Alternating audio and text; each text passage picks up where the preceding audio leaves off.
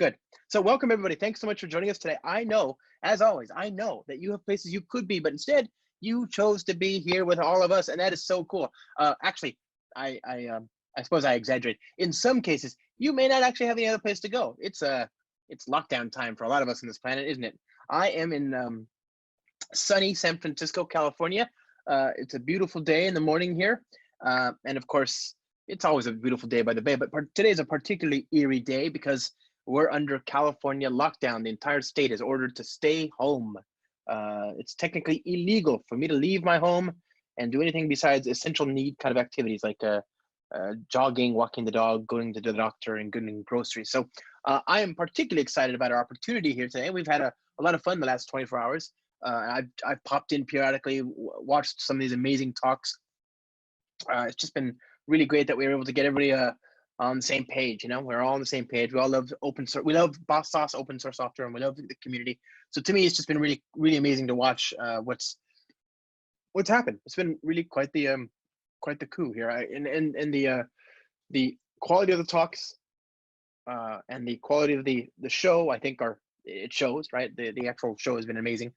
So here we are. Here's the last slot, the last two talks. We're now in day 2 of the spring equinox. We've got more seconds of sunlight today than we did yesterday. So we're just turning the corner. Yesterday was equal hours, equal measures, sun and night, right? So today's just a little bit more, and that's a good place to start our day on the optimistic note that things are going to get brighter and better and sunnier and happier. So with that, my name is Josh Long. Thank you so much for joining us all today here. I'm a Spring developer advocate on the Spring team. I have been since 2010, actually. So we're approaching year 10, and I started my what's the opposite of illustrious? I started my career in 2010 at VMware, and we went and we did the pivotal thing, and we're back. So it's kind of nice to be able to find out the answer to the question, can you go home again? And it turns out you can. So if you are on the internet and you have questions, don't hesitate to find me. I'm at StarbucksMan on Twitter. There's my email should you have questions, comments, feedback, whatever. There's that. A little bit about me. My name is Josh. As I said, I work on the Spring team. I've done training videos. These are on Safari. These are technical videos that you can watch. The latest and greatest of which are the Reactive Spring Boot 2nd edition and Spring Boot in Kotlin. These are like at length introductions to various topics. Okay, so these are 4, 5, 6 hours, that kind of thing. A lot of them are really good. I'm a big fan of all the ones that are done with other people. Those are for me always the most fun because I have fun, and I mean I always have fun, but these are really fun. So yeah, whatever you choose to watch, it's up to you. I wrote a book called Cloud Native Java, all about how to build applications that survive and thrive in the cloud. I've got a podcast. Like I said, yesterday's episode, the first episode this week, the only episode this week. Every week I do an episode. The episode that was just released last night, coincident with this, because I wanted to make sure lined up with Glenn, was the episode with Glenn, the interview with Glenn Renfro, your MC. So do listen to that. Not now, please. Just wait 2 hours, and then you should listen to it. It's so much fun. Every Tuesday I do a blog called This Week in Spring. It's just me at a keyboard looking at some random corner of the ecosystem, focusing on Arcana and so on. I love that. And then of course today we have every Wednesday we have Spring Tips, and that's me actually I'm sorry, this is a recap of all the news that's fit to reprint. That's every Tuesday. Every Wednesday this is me at a keyboard doing a vlog, a video introducing some corner of the ecosystem, some bit of Arcana, and we are well past 70 plus videos now, so do check those out. And of course I'm working on a book called Reactive Spring, and that, my friends, is what we're going to focus on in the next couple hours. And the reason it takes a couple hours is because there's just so much to talk about. My goodness, I just wanted to have a chance to present all this stuff to you in sort of one cohesive, cogent, one thing, right? So that's what we're going to do. Reactive programming is not a new solution. It's not particularly novel. Certainly you might have heard about it before, and it's not a new problem. This is a thing that people have been trying to solve. The question it answers is, hey, how do I handle more scale? How do I scale out my services to handle more demand? And there's a lot of reason for that demand. It's not hard to point to a number of different things that might have required our services to do more today than they would have done yesterday, all of which, by the way, are good problems to have. So things like, let's see, I wonder if my headsets are still connected. Looks like they are. Oh, noise cancel. There we go. So reactive programming answers a very simple question, which is, how do I handle more users? How do I scale to more demand? And again, why would you have more demand? Well, the proliferation of new clients like the iOS and iPhone and Android, these create more demand. The move to microservices, the idea that you're going to extract out business logic into small, singly focused, reusable, bounded contexts, which then in turn requires that things be able to communicate over the wire as opposed to in process. Of course, that's going to create more demand. Lots of different things that create more demand. And the result is always the same. Our software, which served us well up until yesterday, has started to become resource hungry, right? We now have to create more and more nodes of the service to be able to scale out. And that's just fine, but it begs the question, why can't I just handle more users on the same computer? What is my bottleneck? And for most people, that bottleneck is the number of threads. And the reason we exhaust the number of threads is because of the way we do data processing, in particular, the way we do traditional data processing in the JVM based on Java IO input stream and Java IO output stream. So think about what happens when you use Java IO input stream. Think about what happens when you make a call to a database or call another microservice or call any other thing over the network. You want to talk to a database, whatever, right? What happens when you call that service and you get back data with code using Java IO input stream? You read the data, you ask for the data, and you say, I'm waiting for the next byte to come around. And as soon as that next byte gets here, I'm going to read it. And when you're waiting for that next byte, what are you doing? You're sitting there just holding your hands, waiting for the next byte. You're literally blocking a thread. You're monopolizing a thread. The thread on which that call has been made is unable to proceed because it's stuck at input stream.read. That input stream.read could return in the next nanosecond. It could return next week. We don't know. And that's the point. That thread is doing nothing, but we can't create more threads because threads are expensive. And this is where we get into trouble. This is where you can, you see, statistically, if you have services written in this style, you can log into them right now and see that while you have no more threads in the thread pool, you're basically idle. You're not doing anything. Your CPU is just sleeping because it's just waiting for stuff, right? Most of the time, you're just using a thread, you're thread locked, but you're not doing anything to actually move forward because you're just waiting. And that means you can't handle any more users, but it also means that you aren't actually using your computer as fully and as usefully as you could. This is where we want to improve our scenario, right? We want to improve the condition of our applications. So the question is, what can we do? Well, it's simple. We need to change the way we work so that we can get off of those threads as quickly as possible. You might think, well, surely we could just create more threads, and that's not really an option, friends. Threads are expensive. Threads are expensive on the JVM, and even if they weren't, consider that at a certain point, beyond a certain point, that is to say, the number of cores that you have in your machine, you don't have the ability to create an infinite number of threads. Instead, you are going to just do scheduling, right? The CPU is going to schedule you from one node to another, and this is where you get into trouble. So suppose you want to create 4 threads. If you have 4 cores, you can easily scale out and handle 4 different users, right? You can do things truly concurrently. But if you have 4 cores and you have 8 threads, now 2 of them are going to have to sort of duke it out for time on the CPU. And this is where we get into trouble. This is where we get into resource scheduling, and we get thrashing. And this is where we get into a very paradoxical effect, which is the more threads you add to a system that cannot otherwise use those threads, the slower it gets. And that's paradoxical. People don't appreciate that actually is the case after a while, right? So eventually, if you have too many threads, not only does it not allow you to handle more users because you're still blocking and still waiting on the CPU, not only does it not allow you to handle more users, but it doesn't go any faster, right? Any individual transaction doesn't go faster. And then worse, you're not able to handle more users. So you're now, waiting for CPU context switching. That's adding overhead. In some cases, it gets slower, right? So now now your system is actually slower per transaction, and you're not able to handle more users. That's a really bad position to be in. So we go back to the question: what do I do? How do I make it so that I can better reuse the threads that I've got, given that they're a precious resource and it's much more important to line up with the number of CPUs and cores than anything else? Well, in this case, we can revisit the things that we're doing that take time on the CPU, or things that look like they're taking time on the CPU but aren't.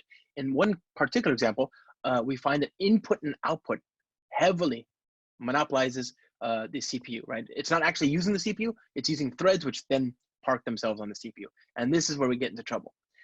So what do? Well, we changed the way we do input streams, output streams. We changed the way we read data. Instead of using Java IO input stream, we can use java.n.io, right? Sorry, java.nio. The Java NIO is a package for doing asynchronous IO.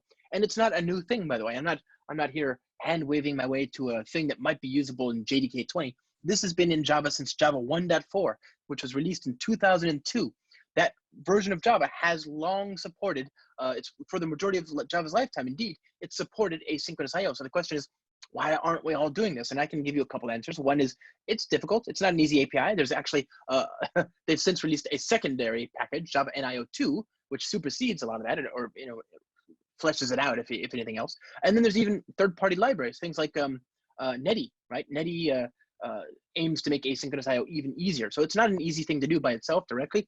And second of all, I don't think most of us work that low level. Most of us don't think about web services using input streams. We don't think about JDBC using input streams. We don't think about, all the things that we do in terms of the byte buffers below them, right? We think about them in terms of higher order objects. So we are sometimes kind of ignorant of the underlying abstraction. So now that we've peeled back that cover, now that you can kind of see what is actually going on behind the scenes, we're reading bytes from a buffer. There's a web service that's spun up, it's producing bytes, and we're reading bytes from that service, and we're waiting. Now that we understand that mechanism, what does the alternative look like? Well, in the alternative, you ask for data. You say, hey, I'm interested in this data, and give me an interrupt or a callback. Let me know when there's data available, and invoke me when that data is available, but no sooner. So in the meantime, I'm not sat there waiting for that data on that thread. This gives us the ability to move on, to jump, to finish execution on that method, on that thread, and then let the thread go back to the thread pool where something else can then use it, right? In the meantime, we tell the operating system, hey, operating system, here's a file descriptor. It represents bytes that I want. Here's data that I want to work with. Let me know when that data is available, right? Let me know when that file descriptor produces data that I can use. This is a really good situation to be in because we're not doing anything until there's actually anything to be done. And remember, the internet is not infinitely fast. The latency is not zero. The network is not always reliable. So the last thing we want to do is spin up threads waiting for data that may not actually come, or it may come with some latency, right? Or it may not come at all, right? This is a terrible waste. It's a waste no matter what, but it's a even more sinister waste to do so if there's no data to be done. So the reason this works is because the operating system can handle lots of file descriptors. You can ask the operating system to say, hey, give me a callback when there is data here, right? That callback is very useful, right? That interrupt is very useful. The operating system can do tens of thousands of those, but it cannot create tens of thousands of threads. Threads are expensive. So what we do here is we decouple the number of threads from the number of input from the amount of input and output that we're doing on the system. And by doing that, we're allowing our services to scale to much greater heights. So if we understand the idea is to do this asynchronous IO, to do this callback driven or interrupt driven processing, then we can, I suppose you can foresee that there's going to be a change in the way we write code, because it's no longer simple enough or sufficient enough to say, hey, I'm going to read this data, and then by the time I read it, by the time I ask for it, it'll be there, and then on the next line it's all there. That's not the case anymore. Instead, what we're going to be given is a type that can hold that data for us, and that we can then use to process, to manipulate, to filter, to map and flat map and so on. That type is a reactive streams type. It comes from the reactive streams specification. We're going to look at that in just a second. These are 4 common sense, very simple interfaces.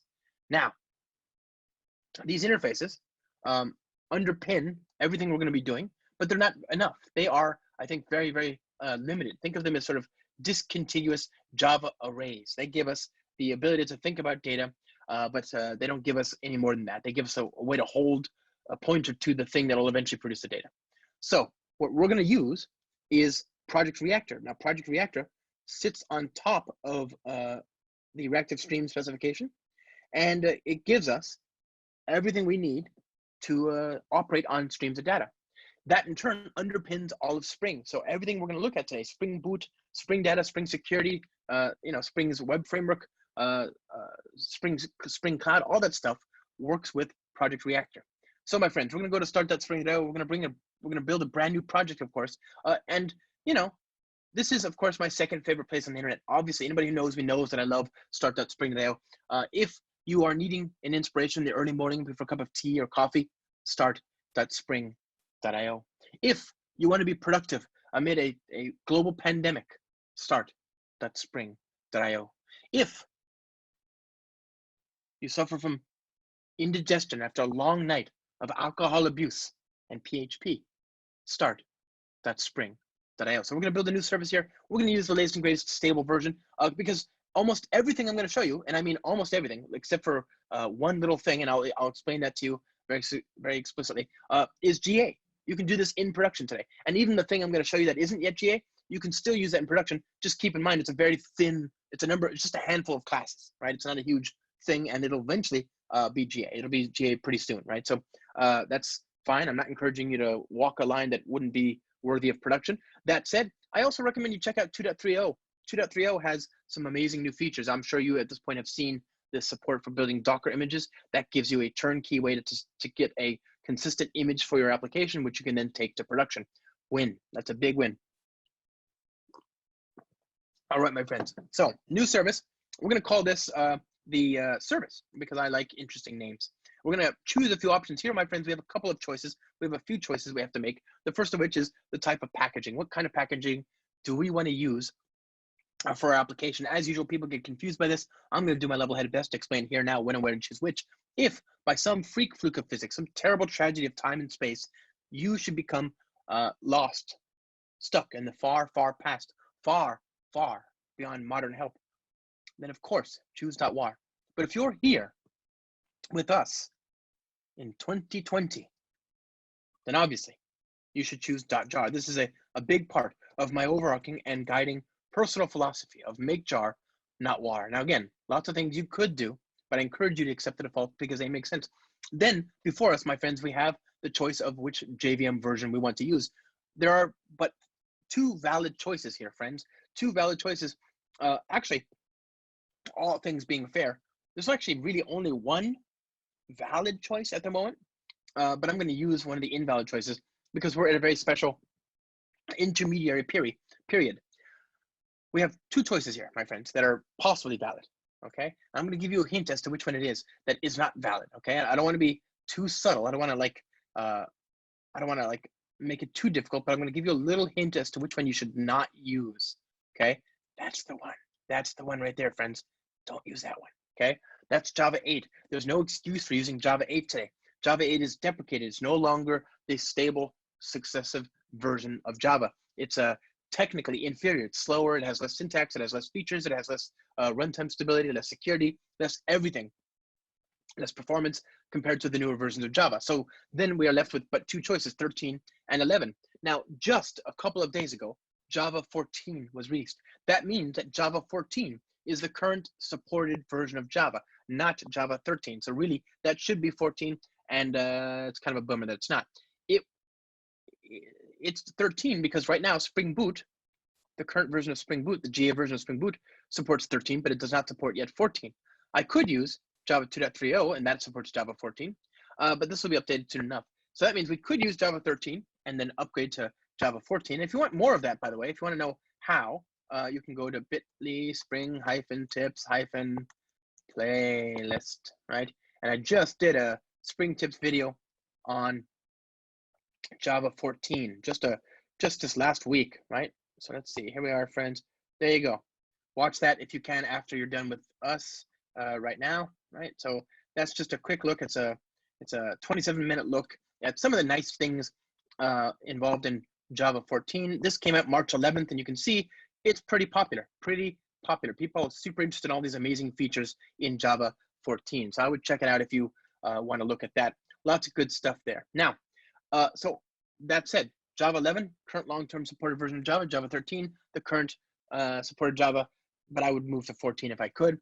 We're going to choose some dependencies here. I'm going to bring in the reactive web support. I'm going to bring in Lombok. I'm going to bring in reactive MongoDB. Let's see, here we go. I'm going to bring in R2DBC.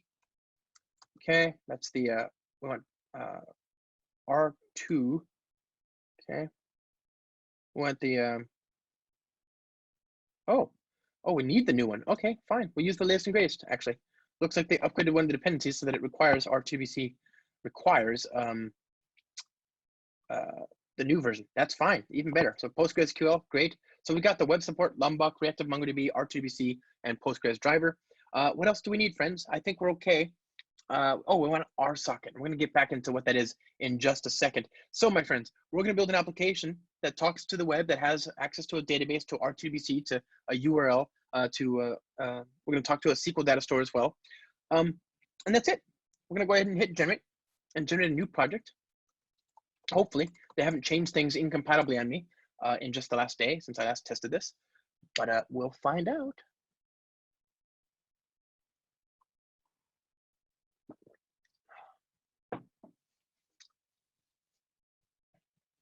Okay, starting up the new project. Great. So, I'm going to build a new service, and this service is just public static void main. We have a number of things in order to build here, right? But nothing too crazy. Let's go ahead and comment out R2BC. So let me get rid of the JDBC binding there. Okay, and here's the R2BC dependency and Spring Data R2BC. Now, I'm gonna comment that out and that as well. Hit enable auto import.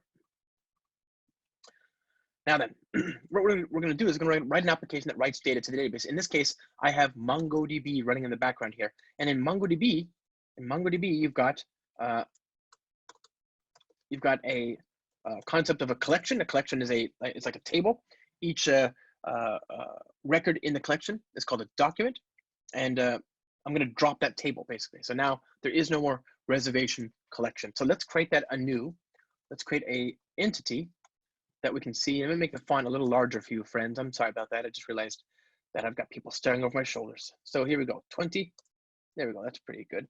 Now, at document, it's gonna be a Java class that maps to a document in the database. We're gonna introduce the string ID and the name and ID, okay? Now there's the essence of what we want to express, but of course we need getters and setters and toStrings and hash code and all that, right? So we can say getters and setters, and we can create equals and hash code. Another nice feature in Java 14 is the introduction of records. So I can get all of what I just did by turning it into this. I'm not using Java 14, but if I were, this is all I would need. I could create a constructor out of that, you know, and I don't have to do anything else. It's awesome. It corresponds to data classes in Kotlin or case classes in Scala and so on. But instead, since I don't have Java 14, I'm going to use Lombok, okay? Lombok gives me compile time annotations and all that kind of stuff. And now I want to create a thing that can write to the database. So reservation repository extends the reactive CRUD repository. And the repository is just an interface. It provides a lot of common methods that we can use to save, find, check, delete, etc., count, all these different methods that support the common lifecycle management of our data. And these methods should be fairly straightforward if you've ever seen them before, but I'll review one thing, the particular types that are being accepted, because these are where we can see the nuances of the reactive stream specification. First of all, you'll notice publisher. Publishers here and there, you can see publisher is a thing that publishes data. It's a reactive streams type. It comes from the package org reactive streams. Publishers publish data to subscribers. Subscribers then consume the data. When the subscriber consumes the data, when it first subscribes to the publisher, it is given a pointer to a subscription in its onSubscribe method. That subscription is very important. We're going to come back to that in just a second. When we have the onSubscribe method, we're able to use that to ask for more data, and we'll see that in a second. As each new record arrives, the onNext method is called. As errors arrive, if they arrive, when they arrive, I mean, it's up to you really, and the internet and entropy in the universe. When errors arrive, they are propagated in the throwable, as a throwable in the onError method, okay, some exception subclass.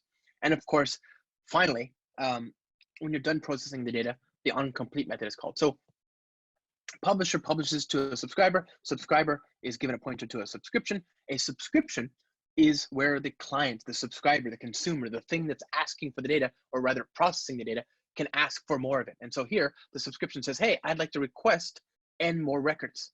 This is where the subscriber is able to start processing the data, okay? It's able to ask for more data. This is very important because you cannot overwhelm a consumer that is controlling the rate at which it consumes that data.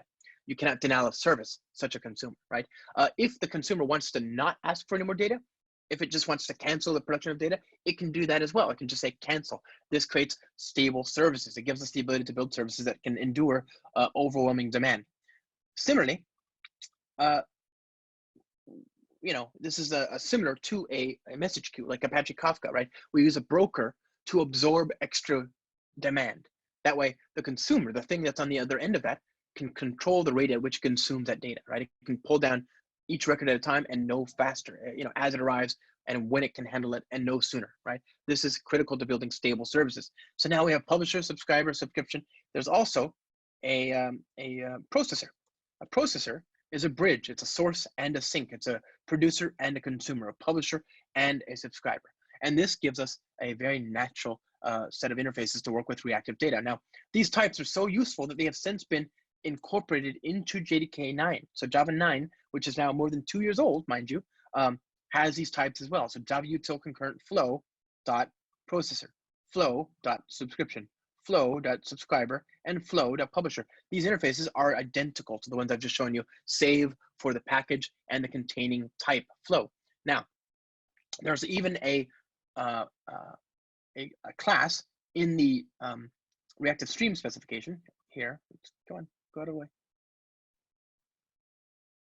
Okay, there's a class here called flow adapters, and flow adapters can be used to convert a Java 9 flow publisher to a Reactive Streams publisher.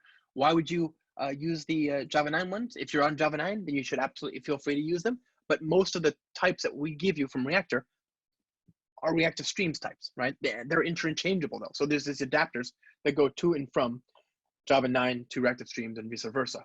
Okay, so feel free to use those if you like, and know that these things are interoperable. The Reactive Streams API works on Java 8. You know, it works on anything really. It works on Java 7 if you don't mind doing anonymous inner classes without lambdas. But the Java 9 types obviously only work in Java 9 or later. So it's all about compatibility. Now, let me check and see if there are any questions here quickly. Q&A. Okay. Oh, are you kidding? We got amazing people in the chat answering the questions. I don't need to worry about that. Now, moving on. We've got our repository. Now we can write data to the database. So we're going to create a initializer, sample data initializer, okay? And this is just going to be a Spring Bean that listens for an application ready event.class, public void ready. Okay, and this is just going to be an object that writes data to the database. And I already have this repository. We have the repository that works with this basic publisher, consumer, subscriber, all that kind of stuff, right? It gives us these basic Reactive Streams types. But these types, as you can see before, as I showed you before, are fairly straightforward. They're fairly simple. They're sort of like discontiguous Java arrays. To make things easier, there is a project called Reactor. Reactor is a specialization, provides two specializations of the Reactive Streams types, one of which is a flux. A flux produces 0 to n values, okay? So it's a thing that can be used to handle more than one value, a potentially unbounded amount of data. And it is ultimately just a publisher. It implements the same type as publisher, but it also provides lots and lots of different operators. And I mean lots of them, like thousands of them, well, at least dozens of them, right? And these operators make it so that you don't have to worry about simple things like composition and mapping and flat mapping and filtering and so on. All this stuff is just done for you. Trust me, you do not want to write this code yourself. It's a lot of work, and there's a, you know, it's a long time before you can get it right. I mean, a long, long time. And besides, we've already done it for you. So Flux gives you sort of like a Java 8 stream that supports this idea of flow control, right? I showed you that the subscription can be used to slow down the rate of consumption. That's called flow control. It's also called back pressure. Okay, so that's a very important term. If you've heard about back pressure, just substitute it for this idea of flow control, which is something that we've had to deal with ever since there was one computer connected to the same internet as another one. Okay, there's another type here called a Mano.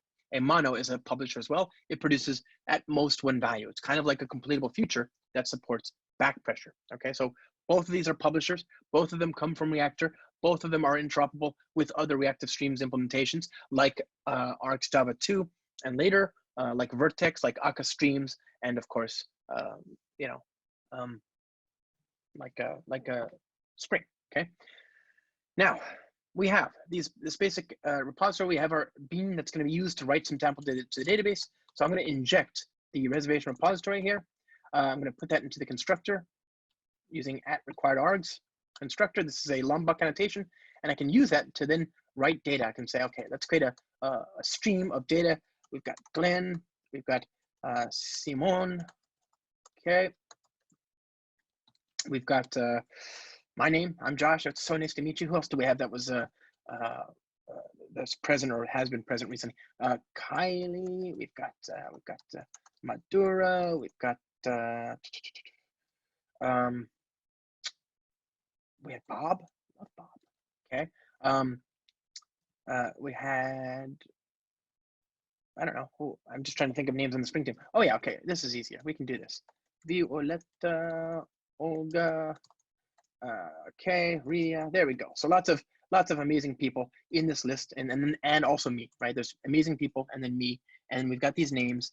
And what I'm going to do is I'm going to take each name, I'm going to map over it, and turn it into a new reservation. And this reservation is going to be a thing that we can write down. That we can. It's a reservation that we can write to the database. But in order to write to the database, I need to call reservation repository. So I can say map.flatmap. Or actually, I'm going to try using map like this. Let's try it like this. I'm going to say reservation repository.save R. And what happens when I do that? Well, if I command click over this, I can see that save returns a mono of reservation, which is a reactive type. It's an asynchronous type. And I can see that map accumulates the output of the inner lambda there. So what do I get? I get a lambda, I get a publisher full of publishers, right? That's annoying, right? I've got a publisher of reservation. That means I have to resolve the inner publisher first before I can then resolve each value from the outer publisher. That's not the kind of work I wanted to do when I woke up this morning. So instead, I'm going to use flatmap. Flatmap allows me to flatten the processing there, so I can unpack the intermediate publisher there. And what I'm given is just a flux of reservations. Okay, and this becomes a nice method reference. So there we go. There's my 3 records, my pipeline there. If I if I run through this, that's 2, 4, 6, 7, 8. Oh, we don't want to have 9. That's a weird number. There we go. So there's 8 names. Okay. If I run through that, I should see nothing. If I check my database, there's not going to be anything there, even if I ran this program right now. And the reason is because unless I subscribe to this publisher, nothing will happen. You see, this is assembly time. We've defined a pipeline. We've connected the pipes together, but we haven't turned on the faucet. There's no water coursing through that pipeline. In order to turn on that water, we have to subscribe. Okay, and there's a number of different overloads, one of which takes a consumer that you can use to then read the data that's been written out. But this would actually do the job. The problem is if I ran this multiple times, 1 time, 2 times, 3 times, I would have 8 and then 16 and then 24 and so on. So I don't want to run this multiple times. What I want to do is I want to delete everything in the database like this. I'm going to delete it with a mono void as a return type. That's a reactive type. That means I need to wait for it to process. And I could subscribe and try and do something like that. But what I really want to do is chain my operations together. I want to use these operators to get deterministic behavior. Because remember, these are potentially asynchronous. Every single step in the pipeline could happen later on a separate thread, and we don't know when, and we don't know where. So we use the operators instead. We say then many, and then here pass in saved, and then many. This reservation repository find all, and then finally log it out. Okay, like so. There we go. Good stuff. Okay, now we've got the whole pipeline. I'm deterministically chaining things together. Delete all, then do this, and then do this, and then finally, as results arrive from the find all query, as they start to trickle out, log out each one. Okay. Now, can I make this a little bit easier to read? Sure. You can use var, auto inference, right, of variables. That's nice in Java 13. I think it's Java 12, but either way, it's awesome. And you can chain these things together, right? Much easier to read. So I'm going to chain that to saved. Good stuff. So there's my entire pipeline rewritten. Let's see what happens if I run this program right now.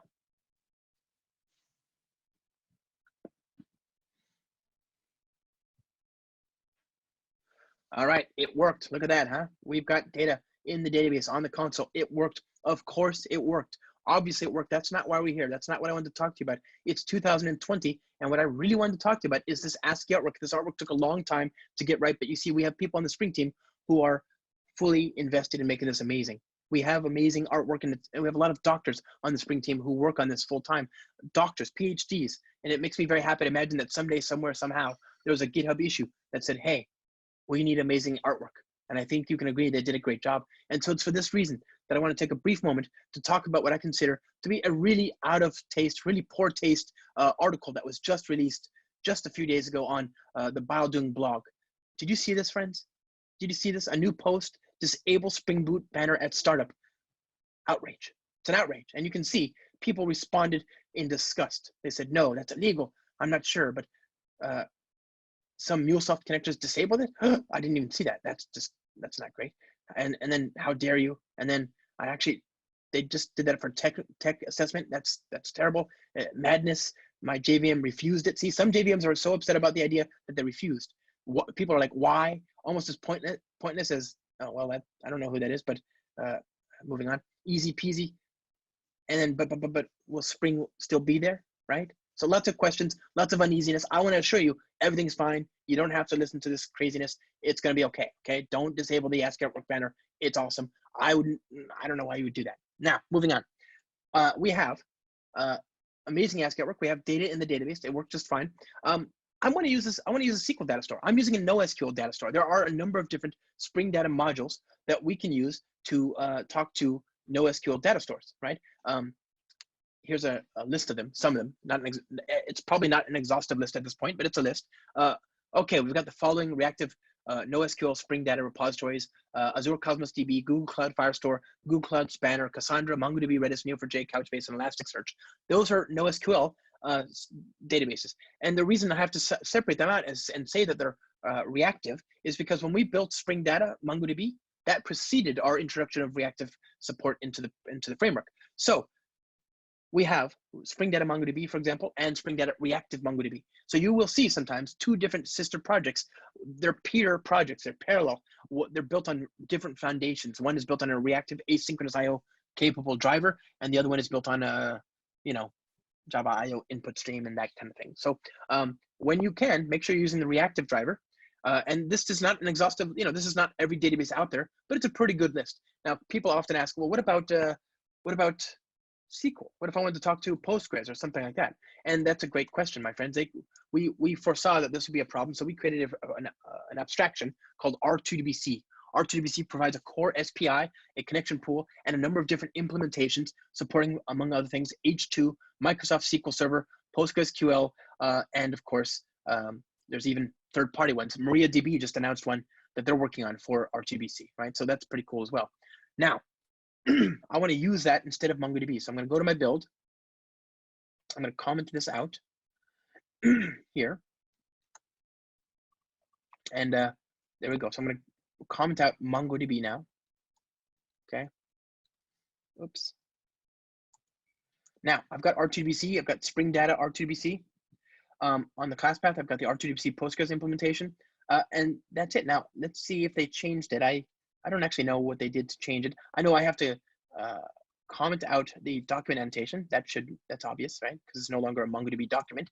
I know that my data store is storing things as a monotonically incrementing primary keys, no longer as UUIDs. And I know that, by the way, if I go to reservation in MongoDB and say find,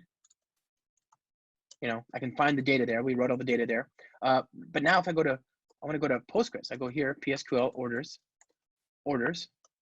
and I can delete from reservation, okay? And if I look at the structure of reservation, it is thus. It's an ID field, integer, big int, whatever, which is a primary key. And there's a name field, alter table, reservation, drop column, first name, okay? So now we have a reservation with just two fields, a name and an ID, which maps up with what we have here. So that's the basic gist of the changes. The only thing I'm going to need to do usually is connect to an R2DBC URL. So there it is, spring.r2dbc.url, R2DBC Postgres localhost orders, okay?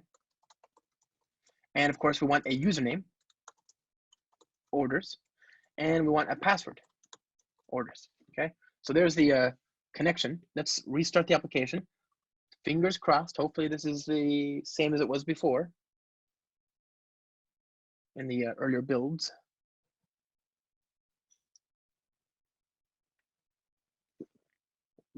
Looks like it was. So what I was going to tell you earlier, I said I would tell you when we have a not yet GA thing. R2DBC in Spring Boot is not yet GA. Up until, I guess, a day ago, you could use a GA version of Spring Boot, and it would automatically add a separate, separate, not yet integrated into Spring Boot project that itself was just a handful of classes and auto configuration that adapts the already GA R2DBC spec and the already GA Spring Data R2DBC into the already GA Spring Boot. So that was what I was telling you before. But I guess in the meantime, they have since folded all those, those 5 classes, whatever they are, into Spring Boot itself. So now the integration is native. It's in Spring Boot, but we're forced to use Spring Boot 2.3 OM3 as opposed to a GA version, which is fine. Now, we have data in the database. We have a SQL data store, of course, so you can see that the IDs are different. The monotonically incrementing primary key. Here we go, select all from reservation. There we are, huh? There's our names reflected in the output there. Oops, I just said, I didn't mean to call my friend Simon.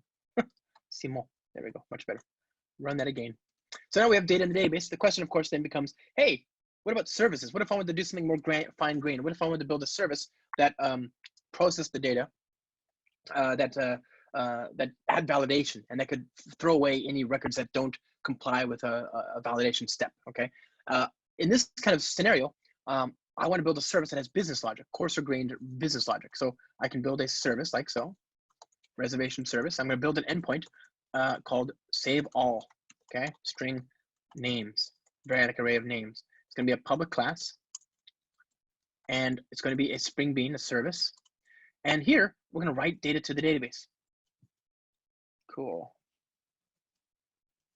Private final, reservation repository. And of course, we're going to inject that into the constructor like so. Now, we have our repository. The repository, we're going to use it just like before. We're going to actually just redo this, extract it out basically into this. So I'm going to say, create a publisher not from a literal array of strings, but instead from an array, which is the variadic array of names there. And I'm going to write that to the database, and then I'm going to return that. So that's the whole pipeline. That's the whole thing. But the only thing that's different is I want to now do validation.